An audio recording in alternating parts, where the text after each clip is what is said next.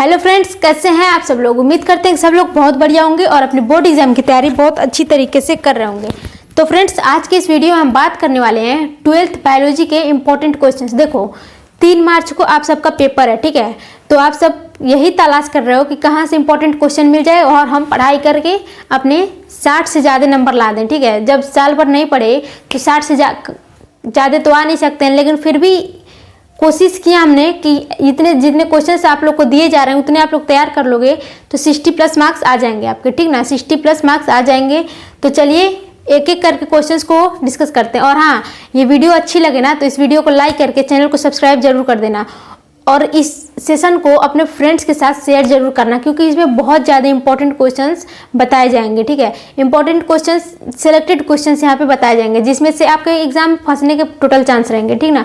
तो चलिए टाइम को बर्बाद ना करते हुए अपने क्वेश्चंस की सीरीज की तरफ बढ़ते हैं। तो जो अपना फर्स्ट क्वेश्चन है, मतलब वेरी शॉर्ट, आपके देखो आपको पहले क्या आएगा, आपके पेपर में सबसे पहले मिलेगा आपको MCQ question, multiple choice question. उसमें से आपको 4 क्वेश्चंस रहेंगे, 4 क्वेश्चन दिए रहेंगे, चारों के चारों करने कंपलसरी रहेंगे और चारों एक एक नंबर के रहेंगे। फिर MCQ के बाद ऑब्जेक्टिव क्वेश्चन के बाद आएगा आपका very short answer type question. देखो वेरी तो ऑब्जेक्टिव हमने छोड़ दिया है, ऑब्जेक्टिव एक एक नंबर के रहते हैं, वो ईजी आते हैं, वो सब कर लोगे आप लोग। ये भी इजी आते हैं, 12th का पेपर इतना हार्ड नहीं आता, लेकिन तो भी MCQ हम लोग यहाँ पे नहीं डिस्कस करने वाले। हम लोग सिर्फ क्वेश्चंस जो रिटन रहेंगे वो डिस्कस करेंगे। तो आपके पेपर में पहले तो MCQ आ जाएगा, फिर आएगा शॉर्ट क्वेश्चंस, फिर वेरी शॉर्ट क्वेश्चन, फिर MCQ के बाद आता है वेरी शॉर्ट क्वेश्चन, फिर आएगा शॉर्ट क्वेश्चन, फिर एक और शॉर्ट क्वेश्चन आएगा। तो चलो देखते हैं एक एक करके सारे क्वेश्चन अभी डिस्कस करेंगे बाद में जो जो आता रहेगा। तो जो अपना फर्स्ट वो रहेगा वो सेक्शन रहेगा very short answer type questions का। तो very short answer type question में कुछ इंपॉर्टेंट क्वेश्चंस यहाँ पे लिखे गए हैं, तो चलिए देखते हैं कौन कौन से हैं। और फर्स्ट है वो है हीमोफीलिया को ब्लीडर रोग क्यों कहा जाता है। हीमोफीलिया को ब्लीडर रोग, आपको पता होगा हीमोफीलिया को ब्लीडर रोग क्यों कहते हैं। ब्लीडर रोग इसलिए कहते हैं क्योंकि हीमोफीलिया बीमारी अगर किसी को हो जाती है तो उस आदमी को कहीं भी हल्का सा भी कट लग जाएगा ना तो ब्लीडिंग स्टार्ट हो जाएगी। ब्लीडिंग स्टार्ट होगी और वो ब्लीडिंग रुकने का नाम नहीं लेगी। ब्लीडिंग रुकता नहीं है हीमोफीलिया में ना, ब्लीडिंग रुकता इसलिए नहीं है क्योंकि उस टाइम ब्लड का क्लॉट नहीं हो पाता है, ब्लड का थक्का नहीं जम पाता है, ठीक ना। तो थक्का न जमने की वजह से ब्लड लगातार निकलता रहता है, बॉडी से निकलता रहता है, कुछ भी कर लो आप लोग ब्लड रुकेगा ही नहीं, ठीक है। तो क्योंकि क्लॉटिंग होती ही नहीं है, उसमें ब्लड का थक्का बनता ही नहीं है, इसीलिए ब्लड हमेशा निकलता रहता है। इसीलिए इसको ब्लीडर रोग कहते हैं, क्योंकि इसमें ब्लड लगातार बहता रहता है। अगर हल्का सा भी चोट आ जाए ना किसी इंसान को तो उसमें ब्लड हमेशा का हमेशा निकलता रहता है, ठीक ना, ब्लीडर रोग। बस इसीलिए इसको ब्लीडर रोग कहा जाता है। और आप लोग कमेंट में ये बताना ना, एक क्वेश्चन हमको हीमोफीलिया की तरफ से आप लोग को पूछना है, ये बताना कि हीमोफीलिया एक कोई क्वीन थी, ठीक है, कोई रानी थी, कौन सी रानी को हीमोफीलिया हुआ था, ठीक ना। इसको हम लोग कभी कभी रॉयल डिजीज भी बोलते हैं। अब रॉयल डिजीज क्यों बोलते हैं ये आप लोग कमेंट में जरूर बताना, ठीक ना। कमेंट अभी तुरंत कमेंट पहले आंसर टाइप करो, रॉयल डिजीज किसे कहते हैं और क्यों कहते हैं, ठीक। तो अपना जो नेक्स्ट सेकंड नंबर का क्वेश्चन है वो है प्रतिकृति के दौरान कौन सा एंजाइम, यहाँ पे एंजाइम को ध्यान देना, DNA के कटे हुए टुकड़ों को जोड़ता है। तो देखो कौन सा एंजाइम होता है जब DNA रेप्लिकेशन का बात हुआ है, यहाँ पे प्रतिकृति मतलब रेप्लिकेशन के दौरान छोटे छोटे सेगमेंट्स बने हुए थे ना, lagging strand, logging strands DNA, उन सबको कौन जोड़ता है। छोटा DNA पहले एक थोड़ा सा बन गया, फिर दूसरा थोड़ा सा बना, तो उन DNA को टुकड़े को, छोटे छोटे DNA के टुकड़े को जोड़ के बड़ा सा DNA बनता है। तो वो कौन सा एंजाइम की हेल्प से होता है, वो चिपकता कौन सा एंजाइम से है, तो वो एंजाइम चिपकता है लाइगेज, DNA लाइगेज एक एंजाइम होता है, उसके मदद से ये होता है, ठीक ना। तो इसमें DNA लाइगेज हो जाएगा। और थर्ड नंबर का क्वेश्चन है लैक्टिक अम्ल बैक्टीरिया किस भोजन में मिलते हैं। तो यहाँ पे लैक्टिक एसिड जो बैक्टीरिया होते हैं वो कौन से फूड में मिलते हैं उसके बारे में आपको बताना है कि इसमें कौन से मिलते हैं, मिल्क में, कर्ड में, ये सब होते हैं लैक्टिक एसिड बैक्टीरिया। नेक्स्ट जो अपना 4th नंबर का क्वेश्चन है वो है अवशेषी अंग से आप क्या समझते हो। तो ये क्या है यहाँ पे क्या लिखा हुआ है। तो अवशेषी अंग मतलब वेस्टिजियल ऑर्गन्स जो होते हैं, वेस्टिजियल ऑर्गन्स से आप क्या समझते हो। देखो वेस्टिजियल ऑर्गन नाम से पता चल रहा है, अवशेषी से नाम से पता चल रहा है कि ये बचे हुए अंग हैं, इसका भी कोई काम नहीं होता है। तो देखो अवशेषी अंग वे अंग होते हैं जिनका हम लोग पास्ट में जब हम लोग के पूर्वज थे, एंसेस्टर्स थे, तो वो एंसेस्टर्स क्या करते थे, ये अवशेषी अंश का मतलब वेस्टिजियल ऑर्गन जितने होते हैं उन सारे ऑर्गन्स का पहले के ज़माने में यूज़ होता था, लेकिन अभी के ज़माने में यूज़ नहीं होता है, थोड़े मोड़े बॉडी में रह गए हैं। पता चले इवोल्यूशन हो तो ये कुछ साल बाद हमारे बॉडी से भी ख़त्म हो जाए, ठीक ना, क्योंकि इनका काम नहीं रह गया, कोई काम नहीं रहता है तो धीरे धीरे ख़त्म हो जाते हैं। ये वेस्टिजियल ऑर्गन्स जो थे ना वो हमारे पूर्वजों में बहुत अच्छे से काम करते थे। आप इसका एग्जाम्पल भी दे सकते हैं पूछने को। एग्जाम्पल होता है इसका हमारे ह्यूमंस में सबसे मोस्ट इम्पॉर्टेंट एग्जाम्पल हम लोग मानते हैं अपेंडिक्स को, ठीक है। अपेंडिक्स हमारे पूर्वज में बहुत क्रियाशील थे, बहुत एक्टिव थे, लेकिन हम लोग में काम नहीं होता है। तो पता चले कि मतलब फ्यूचर में ये भी हो सकता है कि हमारे ह्यूमन से वेस्टिजियल ऑर्गन ये जो अपेंडिक्स है वो गायब हो जाए, ठीक ना। और नेक्स्ट जो क्वेश्चन है वो है दोहरा निषेचन क्या होता है। यहाँ पे दोहरा निषेचन मतलब डबल फर्टिलाइजेशन का बात हुआ है। डबल फर्टिलाइजेशन क्या होता है इसमें आपको बताना है। डबल फर्टिलाइजेशन किस में होता है? एंजियोस्पर्म में, मतलब दो स्पर्म बनते हैं एक सेल से और एक पोलर न्यूक्लियाई से क्या करते हैं, फ्यूजन करते हैं। तो उन सबको यहाँ पे आपको लिखना है डबल फर्टिलाइजेशन। तो ये थे अपने इंपॉर्टेंट कुछ very short answer type question. तो ये वेरी शॉर्ट थे। इसमें आप लोग को ना देखो जैसे जैसे क्वेश्चन दे रखा है वैसे वैसे आप लोग आंसर लिखना है। ये नहीं कि वेरी शॉर्ट में है तो दोहरा निषेचन के बारे में हमको पूरा 2 पेज आता है तो पूरा 2 पेज छाप दे, नहीं। 2 पेज छापने से आपको कितना मिलेगा? एक ही नंबर मिलेगा, आप कितना पेज छापो, ठीक ना।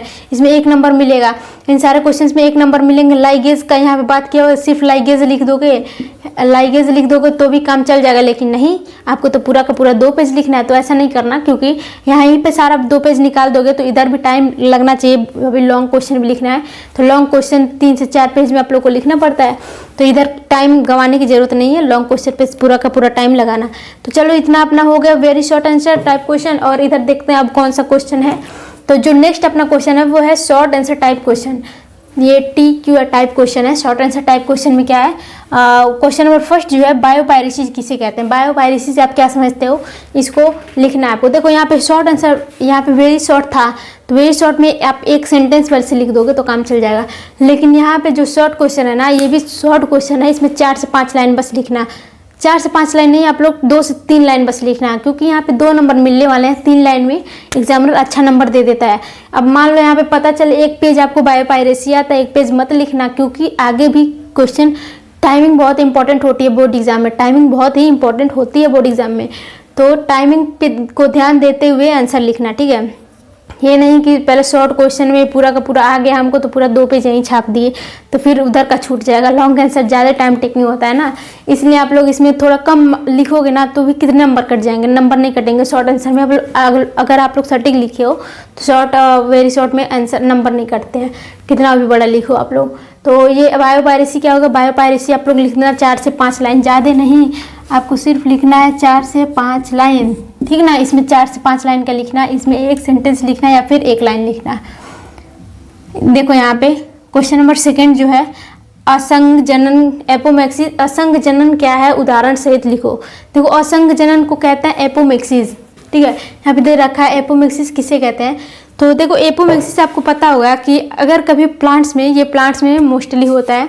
प्लांट्स में क्या होता है, अगर फ्यूज़न ना हो, गैमेट्स का फ्यूज़न ना हो, तब अगर कोई भी प्लांट बन जाए तो क्या होता है, गैमेट का फ्यूज़न ना हो। प्लांट्स में बेसिकली होता है, प्लांट्स में अगर गैमेट का फ्यूज़न ना हो या फिर उसमें मियोसिस का डिवीज़न है, मियोटिक डिवीज़न, वो ना हो, तो फिर भी ये दोनों ना होने के बावजूद भी अगर प्लांट कोई बन जाए, पूरे पौधे का निर्माण हो जाए, दूसरे पौधे का निर्माण हो जाए, तो उसे कहते हैं एपोमैक्सिस, ठीक है। एपोमैक्सिस उसे कहते हैं अगर उसमें मियोटिक डिवीज़न भी ना हो और उसमें फ्यूज़न भी ना हो, गैमेट्स का फ्यूज़न भी ना हो, तो उसे कहते हैं, तो उसके बाद इन दोनों के बावजूद भी एक प्लांट तैयार हो जाए तो उसे कहते हैं हम लोग एपोमैक्सिस।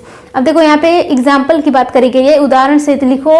उदाहरण बताइए, ये थोड़ा गलत लिख दिया, उदाहरण सहित लिखो। देखो उदाहरण क्या होगा इसमें, ऐसे मोस्ट इम्पॉर्टेंट आप लोग सुने होंगे उसका, किसका नाम सुने हो, वेजिटेटिव रिप्रोडक्शन का नाम सुने हो ना, कायिक जनन का। तो कायिक जनन में ना ही आपका फ्यूजन होता है, ना ही फर्टिलाइजेशन होता है, ना ही गैमेट फॉर्मेशन होता है। क्या होता है उसमें, ये होता है उसमें माइटोसिस बस होता है। माइटोसिस किसी भी प्लांट के किसी भी अंग से, कोई प्लांट है, पौधा है, उसके किसी भी अंग से, मतलब मान लो स्टेम से या फिर लीफ से, इससे अगर पौधे का निर्माण हो जाता है तो वो भी एपोमैक्सिस में ही आता है। तो उसका एपोमैक्सिस का एक उदाहरण हो जाएगा कौन सा, आलू, गन्ना, ये सब क्या होते हैं, फ्लावर्स लगते हैं क्या, नहीं लगते हैं, क्योंकि इसमें फ्यूज़न नहीं करवाना है हम लोग को, माइटोसिस नहीं करवाना है, ये सब नहीं करवाना है। सीधे हम लोग गन्ना का आधा काटे फिर उसको खेत में जाके लगा देते हैं। फिर आलू का भी यही काम करते हैं। आलू एक स्टेम है, स्टेम को काट के हम लोग लगाते हैं कहीं भी, तो उसमें भी हम लोग को फ्यूज़न मियोसिस और ये फ्यूज़न करवाने की ज़रूरत नहीं पड़ती है। तो ये सब भी आ जाता है किस में, एपोमेक्सिस में। इसको क्या कहते हैं हम लोग, वेजिटेटिव रिप्रोडक्शन, कायिक जनन। और दूसरा एक एग्जाम्पल आ जाएगा, वो आपका होगा पार्थेनोकार्पी। पार्थेनोकार्पी का नाम सुनो ना, निषेक फलन, तो वो भी आ जाएगा आपका इसी में, किसमें, एपोमेक्सिस में। तो चलो देखते हैं। अब देखो इतना सारा हमने बता दिया एपोमेक्सिस के बारे में। अब आप जितना बताएं उतना एक पेज का बन सकता है, लेकिन एक पेज का नहीं लिखोगे ना। कितना लिखना है, 4 से 5 लाइन का शॉर्ट में लिखना है, क्योंकि टाइम बहुत ही मायने रखता है बोर्ड एग्जाम में। हम बार बार ये कह रहे हैं आप लोग को बहुत लंबा आंसर नहीं लिखना है, ठीक है, बहुत लंबा आंसर नहीं लिखना है, सटीक आंसर लिखना है, ठीक। और जितना लंबा फैलाना है आपको, रायता फैलाना है, वो जाके लॉन्ग में फैला लेना है, लेकिन इधर सारा शॉर्ट लिखो। देखो नेक्स्ट जो अपना क्वेश्चन है, मानव genome project, human genome project क्या होते हैं उसके। देखो ह्यूमन जीनोम प्रोजेक्ट में आपका 4 पेज का आंसर बन सकता है। कितने पेज का, 4 पेज का, लेकिन 4 पेज का नहीं बनाना है ना, 4 लाइन का बनाना है। तो अब कैसे सोचो कैसे हो सकता है, वो आपको यहाँ पे ये सब सोच के लिखना पड़ेगा कि कौन कौन से मोस्ट इंपॉर्टेंट लाइन्स है, वो यहाँ पे हम लोग लिखेंगे, नहीं तो पता चले 4 पेज का मतलब लिखने लग जाना। चलो नेक्स्ट जो अपना क्वेश्चन है वो है प्राकृतिक चयनवाद, नेचुरल सिलेक्शन। देखो प्राकृतिक चयनवाद क्या होता है, नेचुरल सिलेक्शन का नाम सुने हो ना। तो नेचुरल सिलेक्शन कैसे हुआ था, सबसे पहले किसने देखा था, किसने सिलेक्शन, ये नेचुरल सिलेक्शन देखा था, किसने इसका लॉ दिया, वो सब आपको यहाँ पे लिखना है, लॉ ऑफ नेचुरल सिलेक्शन, ठीक है। लॉ ऑफ नेचुरल सिलेक्शन क्या होते हैं, इससे आप क्या समझते हो। जो नेक्स्ट है क्वेश्चन नंबर 5 वह मनुष्य। देखो यहाँ पे वेरी शॉर्ट आंसर में आपको 5 ही दिया जाएगा, वेरी शॉर्ट में, शॉर्ट क्वेश्चन में आपको 5 ही दिया जाएगा। यहाँ पे हम लोग बहुत ज़्यादा दे दिया है, ये सब इंपॉर्टेंट है, इसमें से जरूर आपका क्वेश्चन फंसेगा, ठीक है। तो इसमें से अभी शॉर्ट क्वेश्चन में कुछ और क्वेश्चन बताएंगे हम। अभी यहाँ पे सिर्फ 7 क्वेश्चन डिस्कस करा गया है, लेकिन इसके आगे भी डिस्कस करेंगे, क्योंकि इसमें बहुत इंपॉर्टेंट आते हैं। ये हर साल मतलब इसमें बहुत ज़्यादा डाइवर्सिटी हो जाता है शॉर्ट आंसर में, इसीलिए इसमें बहुत ज़्यादा देना पड़ेगा। और इसमें से कुछ आपके जरूर फंसेंगे, आप लोग देख लेना, लिख के ले लो कि शॉर्ट आंसर जितने बताया जा रहा है ना, इसमें जरूर फंसेंगे। तो देखो नेक्स्ट जो अपना है, ह्यूमन मानव के शुक्राणु का एक नामांकित चित्र बनाइए। तो यहाँ पे स्पर्म का आप लोग को डायग्राम बनाना है। देखो इसके पहले हम एक वीडियो अपलोड किए हैं, उसमें पूरा का पूरा डायग्राम हम लोग जितने बायोलॉजी के इंपॉर्टेंट डायग्राम है उस वीडियो में डिस्कस किए गए हैं कि कौन से डायग्राम इंपॉर्टेंट है और कौन से आ सकते हैं। तो आप लोग प्लीज़ जाके उस वीडियो को ज़रूर देखो, क्योंकि डायग्राम जितने हम लोग वीडियो में, उस वीडियो में हमने जितने बताए ना, उससे बाहर डायग्राम आपके एक भी नहीं जाएंगे, ठीक है। 7, 8, 9, 10 शायद डायग्राम बताए गए हैं। उस डायग्राम को आप लोग जाके एकदम रट लो, एकदम चाट जाओ उसको, ठीक है। तो यहाँ पे हम लोगों ने हमने ऐसे ही लिख दिया है, ह्यूमन शुक्राणु, यहाँ पे ह्यूमन स्पर्म बनाना है। उस वीडियो में आप लोग जाके देखो, जितने भी डायग्राम हैं आपके टोटल बायोलॉजी में जितने भी डायग्राम है, उसमें से जो मोस्ट इंपॉर्टेंट डायग्राम है वो आपको उस वीडियो में बताया गया है। तो जल्दी से जाके पहले इसको पूरा कर लो, फिर उस वीडियो को देख लेना डायग्राम, उससे बाहर कुछ मत पढ़ना, डायग्राम में उससे ज़्यादा नहीं आता है। और यहाँ पे स्पर्म का बताया गया ना, स्पर्म भी उस वीडियो में बताया गया है, उसमें डायग्राम स्पर्म का भी बनाना है। तो नेक्स्ट जो अपना है 6 नंबर का क्वेश्चन वो है परिवार नियोजन पर संक्षिप्त टिप्पणी लिखो। तो फैमिली प्लानिंग पे आप लोग को टिप्पणी लिखना है। देखो फैमिली प्लानिंग का भी जो आंसर है ना वो 4-5 पन्ना का हो जाएगा, लेकिन वैसा मत करना अपना, बाकी आप होशियार हो क्या करना है आपको। नेक्स्ट जो अपना क्वेश्चन है 7 नंबर का, डीएनए फिंगरप्रिंटिंग का एक विवरण दीजिए। डीएनए फिंगरप्रिंटिंग क्या होता है, डीएनए फिंगरप्रिंटिंग भी अपने आप में एक बहुत बड़ा आंसर है। तो ये सब क्वेश्चन, ये जो है ना, ये वाला डीएनए फिंगरप्रिंटिंग, फैमिली प्लानिंग, ये सब आपको लॉन्ग में भी पूछा जा सकता है, तो कहीं भी याद करो, बस याद करना है आप लोग को। तो चलिए इतने सारे क्वेश्चंस थे, अब इसके आगे देखते हैं कौन कौन से इंपॉर्टेंट क्वेश्चन है, ठीक है। इसको पहले रफ कर देते हैं। अपना नेक्स्ट और 8 नंबर का क्वेश्चन है, इसके पहले हम लोग 7 question short answer type question 7 question discuss कर चुके हैं। ये सब भी शॉर्ट क्वेश्चन ही हैं। देखो शॉर्ट क्वेश्चन ना आपके एग्जाम में कई तरीके से आता है। देखो एक आएगा 2 नंबर का, ठीक है, अब एक आएगा 3 नंबर का, ये 3 नंबर वाले शॉर्ट क्वेश्चन हैं। तो चलो देखते हैं कौन सा है। 8 नंबर का क्वेश्चन है परागकोश के अनुप्रस्थ काट का नामांकित चित्र बनाइए। देखो हमने पहले भी आपको बताया कि आप मेरे चैनल पे एक वीडियो पड़ा होगा जिसमें हमने पूरे बायोलॉजी के मोस्ट इंपॉर्टेंट डायग्राम को देखा था, ठीक है। उसमें कौन कौन से इंपॉर्टेंट डायग्राम है वो सब तैयार करने थे हम लोग को, तो ये भी था उसमें, ठीक है। ये परागकोश का एंथर का हम लोगों ने डायग्राम बताया था उस वीडियो में भी, तो उस वीडियो को जरूर जाके देखो। पूरे के पूरे डायग्राम यहाँ पे डिस्कस नहीं किए गए हैं, एक दो डायग्राम बस बताए यहाँ पे, लेकिन उस वीडियो को जाके देखोगे तो वहाँ से आपको ये पता चलेगा कि आपको बायोलॉजी में कौन कौन से डायग्राम तैयार करने हैं। तो ठीक है, वहाँ पे जाके वो वीडियो जरूर देखना। मोस्ट इंपॉर्टेंट डायग्राम करके एक वीडियो है हमारे उस चैनल पे। देखो परागकोश का अनुप्रस्थ काट का हम लोग को क्या बताना है, नामांकित मतलब लेवल डायग्राम बनाना है। तो उस डायग्राम वाले वीडियो को देख लेना, उसमें से जितने भी डायग्राम है उससे बाहर का डायग्राम एक भी मत पढ़ना। तो देखो नेक्स्ट जो अपना 9 नंबर का क्वेश्चन है वो है, भारत में हरित क्रांति के जनक कौन है। तो इंडिया में जो ग्रीन रिवॉल्यूशन के फादर कौन है उनको बताना इसमें। और ग्रीन रिवॉल्यूशन से आप क्या समझते हो, हरित क्रांति किसानों के लिए लाभदायक है, उदाहरण देकर बताइए। तो ग्रीन रिवॉल्यूशन फार्मर्स के लिए लाभदायक है या हानिकारक है वो सब आपको बताना, और लाभदायक है तो कैसे है वो भी बताना है। तो चलो नेक्स्ट जो अपना 10 नंबर का क्वेश्चन है वो है, रिस्ट्रिक्शन एंजाइम से आप क्या समझते हो। रिस्ट्रिक्शन एंजाइम से आप क्या समझते हो तो वो बताना। देखो यहाँ पे रिस्ट्रिक्शन एंजाइम यहाँ पे हिंदी में लिख दिया गया, लेकिन रिस्ट्रिक्शन एंजाइम का हिंदी भी रिस्ट्रिक्शन एंजाइम ही है। तो इसके बारे में आप लोग को लिखना है। नेक्स्ट जो अपना क्वेश्चन है 10 नंबर का क्वेश्चन वो है, रेड डेटा बुक। देखो रेड डेटा बुक हमेशा आता है, ये कभी कभी वेरी शॉर्ट में भी आ जाता है, वेरी शॉर्ट में भी आता है ये क्वेश्चन, ठीक है। 1 नंबर वाले में, 2 नंबर वाले में भी आ जाता है ये क्वेश्चन रेड डेटा बुक, लेकिन आता जरूर है, तो इसे भी पढ़ लेना। इसको आप लोग शॉर्ट में ही पढ़ना, ज़्यादा लॉन्ग याद करने की जरूरत नहीं है रेड डेटा बुक को। तो चलो नेक्स्ट जो अपना क्वेश्चन है, क्वेश्चन नंबर 12 वो है, सेंट्रल डोग्मा पर संक्षिप्त टिप्पणी करो। देखो सेंट्रल डोग्मा के आप बारे में आप सोचोगे ना तो ये हो जाएगा पूरे का पूरे 5 से 6 पेज में आ जाएगा। अगर लिखना चाहो तो 5 to 6 पेजेस में आपको सेंट्रल डोग्मा के बारे में लिख सकते हो। कैसे 5 से 6 पेज कैसे हो जाएगा, देखो नाम तो इतना ही है सेंट्रल डोग्मा, अब इसका 5 से 6 पेज ऐसे होगा क्योंकि आपको पता होना चाहिए। चलो यहाँ पे देख लेते हैं, थोड़ा सा देखते हैं सेंट्रल डोग्मा क्या होता है। देखो सेंट्रल डोग्मा क्या होता है, यहाँ डीएनए से आरएनए बनता है, ठीक ना। आरएनए से क्या बनता है, प्रोटीन बनता है, तो इसी को कहते हैं बस सेंट्रल डोग्मा। डीएनए से आरएनए बना, आरएनए से प्रोटीन बना। अब एक लाइन में सेंट्रल डोग्मा 6 पेज का कैसे हो जाएगा क्योंकि यहाँ पे एक और चीज आ जाता है, डीएनए। देखो डीएनए से डीएनए बनता है, डीएनए से डीएनए, फिर डीएनए से आरएनए, आरएनए से प्रोटीन। अब यहाँ पे आपको एक चीज़ बताई जा रही है, ये जो लाइंस दिख रहा है ना, इसमें एक प्रोसेस होती है, प्रोसेस से ही आगे बढ़ता है।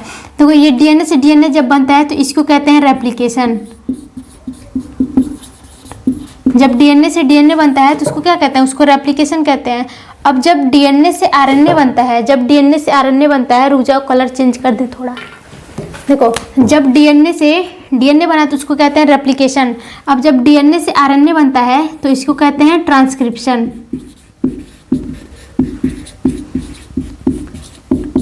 इस प्रोसेस को क्या कहते हैं, डीएनए से आरएनए बनता है, डीएनए से डीएनए बना तो इसको रेप्लिकेशन कहते हैं, डीएनए से आरएनए बना तो इसको ट्रांसक्रिप्शन कहते हैं।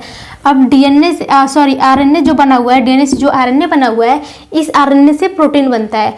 तो प्रोटीन बनता है तो इस प्रोसेस को कहते हैं ट्रांसलेशन। देखो इस प्रोसेस को कहते हैं ट्रांसलेशन। अब बस सेंट्रल डोग्मा कुछ नहीं है, सेंट्रल डोग्मा बस इतना ही है, डीएनए से डीएनए बनता है। मोस्ट ऑफ द केसेस में क्या होता है जानते हो, सेंट्रल डोग्मा को कभी डीएनए रेप्लिकेशन को सेंट्रल डोग्मा में कभी कभी नहीं शामिल किया जाता है, लेकिन कभी कभी शामिल कर दिया जाता है। तो सेंट्रल डोग्मा आप यहीं से समझो, रेप्लिकेशन से लेके ट्रांसलेशन तक जितनी प्रोसेस होते हैं उसे कहते हैं सेंट्रल डोग्मा। डीएनए से डीएनए बना रेप्लिकेशन, डीएनए से आरएनए बना ट्रांसक्रिप्शन, आरएनए से प्रोटीन बना ट्रांसलेशन, ठीक है। तो यहाँ से रेप्लिकेशन से लेकर ट्रांसलेशन तक जितने भी प्रोसेस होते हैं इन सबको हम लोग कहते हैं सेंट्रल डोग्मा। अब देखो सेंट्रल डोग्मा 4 पेज का ऐसे होगा। एक बार तो आप डुप्लीकेशन को रेप्लिकेशन को डिस्क्राइब करोगे, रेप्लिकेशन को डिस्क्राइब करें तो ये आपका हो जाएगा बहुत कम। अगर आपको रेप्लिकेशन के बारे में आ रहा है, बहुत कम आ रहा है तो आपका 1.5 पेज में जाएगा, बहुत कम। अगर कुछ नहीं आ रहा है तो रेप्लिकेशन का 1.5 पेज में जाएगा। अगर सब कुछ आ रहा है तो रेप्लिकेशन ही अकेला 3 पेज ले लेगा, ठीक है। अब फिर रेप्लिकेशन के बाद अगर सेंट्रल डोगमा अगर आपका लॉन्ग में आ जाएगा ना, सेंट्रल डोगमा किसी कहता है, फिर तो आपको बल्ले बल्ले, आपके बल्ले बल्ले, क्योंकि ये सारी चीज़ें तो आपको आती हैं। रेप्लिकेशन के बारे में पहले पूरा लिखोगे। फिर ट्रांसक्रिप्शन क्या होता है, डीएनए से आरएनए बनता है। अब कैसे बनता है, प्रोसेस पूरा लिखना है। एंजाइम कौन कौन से होते हैं, कितने टाइम में क्या होता है, ओआरआई साइट क्या होता है, स्टार्टिंग पॉइंट, एंडिंग पॉइंट, ये सारे क्या होते हैं, ये सब यहाँ पे ट्रांसक्रिप्शन में ही आ जाएंगे। रेप्लिकेशन, आरएनए से प्रोटीन बनाओगे तो ट्रांसलेशन हो जाएगा। तो ट्रांसलेशन कैसे होता है, प्रोसेस कैसे होता है, ये सब आपको बताना है। तो ये देखो 4 से 5 से 6 पेज का सेंट्रल डोगमा ही हो जाएगा।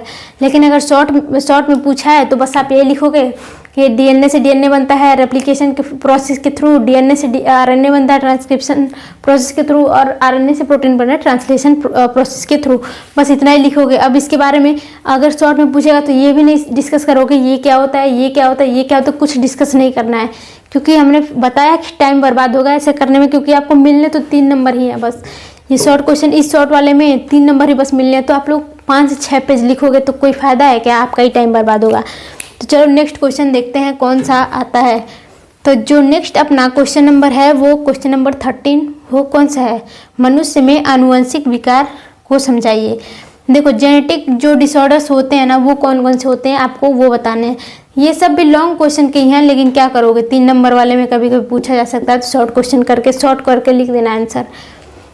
नेक्स्ट जो अपना क्वेश्चन है क्वेश्चन नंबर 14, क्वेश्चन नंबर 14 क्या कह रहा है, महिला के प्रजनन तंत्र का नामांकित चित्र बनाइए। फिर से डायग्राम वाला क्वेश्चन आ गया। अब डायग्राम वाला जितना भी आएगा क्वेश्चन, हम इसमें आपको यही बात कहेंगे कि चैनल पे जाके आप लोग डायग्राम वाले वीडियो को चेक करो, वहाँ से जितने भी डायग्राम है बस उतना ही पढ़ लो, काम तमाम हो जाएगा आप लोग का।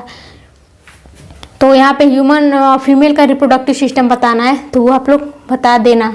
नेक्स्ट जो अपना क्वेश्चन है वो है क्वेश्चन नंबर 15।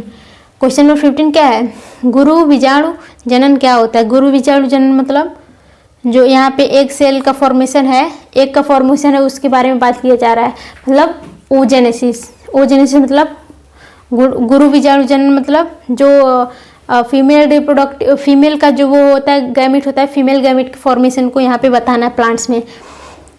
यहाँ पे जो नेक्स्ट 16 नंबर का क्वेश्चन है अपना, 16 नंबर का, और इस वीडियो का लास्ट क्वेश्चन है ये शॉर्ट क्वेश्चंस बस इतने ही तैयार करना, इससे ज़्यादा कुछ मत पढ़ना, मन करे तो पढ़ लेना, टाइम बर्बाद करना हो तो देखो क्वेश्चन नंबर 16 जो है, डीएनए और आरएनए में अंतर।